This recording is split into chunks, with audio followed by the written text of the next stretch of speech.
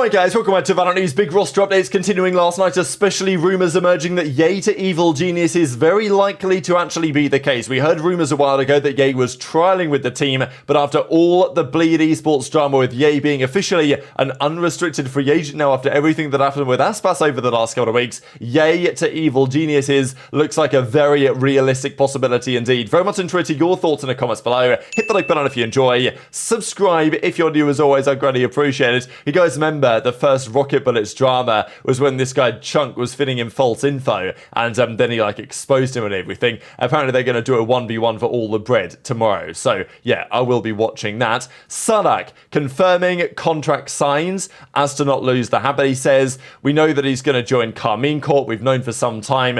That apparently is now basically going to be a done deal and made official. A couple of interesting developments though in that region as well. So yesterday, Crew Esports confirms Heat is going from the team. A departure of Heat, thanks for the memories, and wish you the best of luck basically. Then they deleted this. So they released him and then they decided, actually no, we're not quite ready to release him yet and we're going to delete that and he's officially still here. So for now that is true, but pretty funny because he's not going to stay on Crew. We know this. We're pretty sure that he is going to go to Furia. Apparently that's 99% locked in, but the paperwork is not yet fully signed, which is why they, Crew decided, all right, maybe we won't just release him yet because technically he's not yet going there. So, but that's going to happen. This is what Furia are looking to do. Couple of questions on what Loud and MIBR and of course that 2G team that qualified, what they're going to do. And apparently DG Zan is 85% confirmed. I think the Sassy had some comments on that as well, basically saying that DG sounds very good. I'm sure that if an opportunity like this comes to him, he would be 100% dedicated to it. So, yeah, he was in Furia, returned to Tier 2, and Sassy reckons he'll be rooting for him, assuming that he goes to Loud, as is the present rumour. So, we'll see if that happens. It would be quite exciting if it becomes true. Let's talk T1, and in the Pacific region, they confirm their roster yesterday. This 6-man team, we'll see what they decide to do going into the start of the new season. The feeling is that Carpe is going to be the sub, Sylvan's coming in, but yes, this is the team of 5 that T1 have put together.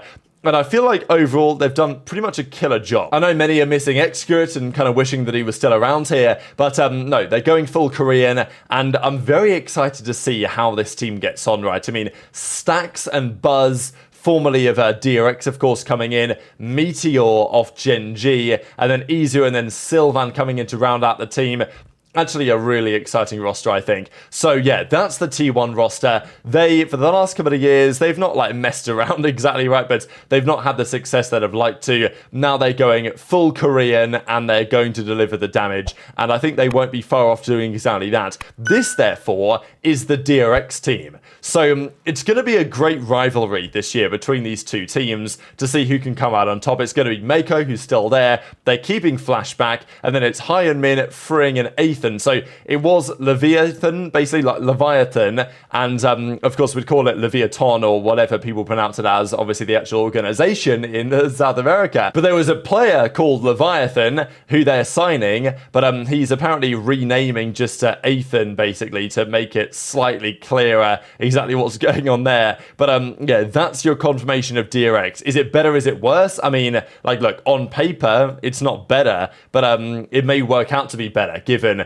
that you can only keep the same players around for so long before problems start to emerge. But I will say I do prefer what T1 have done to what DRX have done this offseason. But High and Min's a player I'm excited to see play. One quick development on Gen.G as well. So Lakia, of course, contract negotiations we know were underway with all the players they released, with Meteor, with Munchkin, with Lakia. They brought back Carol and Texture, but of course Meteor's gone to T1. Munchkin has been re-signed, but Lakia apparently is not getting re-signed. Also though, apparently he's been exempted from military service.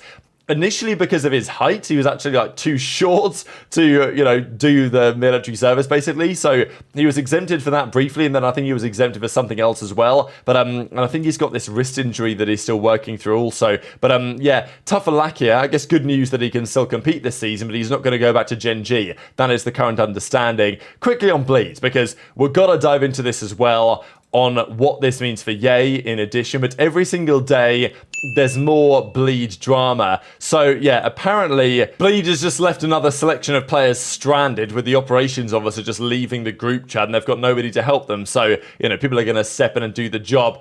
Absolute embarrassment of an organization right now, and they're not coming back anywhere near the VCT anytime soon. But of course, it does mean that the players under contract with Bleed are now gettable for free, effectively. Let's dive into this real quick as well. Counter-Strike's moving to 32 teams at the majors, and Zellsis is like, hey, 32 you say, why don't we get into CS? And therefore Zellsis was like, hey, well, people were kind of speculating, does Zellsis mean that he's going to move to the Sentinel CS team or something? And Zellsis says, guys, I'm not leaving Sen, I want them to get a team in CS. And then he says, I feel like since Tyson and Gustavo, so Tens and Sassy, retired, everyone has this notion that I'm retiring. Guys, I want to keep playing for as long as I can. So we know that even Sentinels themselves have been joking about this, right? Like, they're making posts about, oh, well, it's only 180 days until Reduxx turns 18, so watch your back, Zellsis, you're going to get dropped. And look, if Zellsis was hypothetically to get benched for Reduxx, would he then just call it a day? I don't know. But he says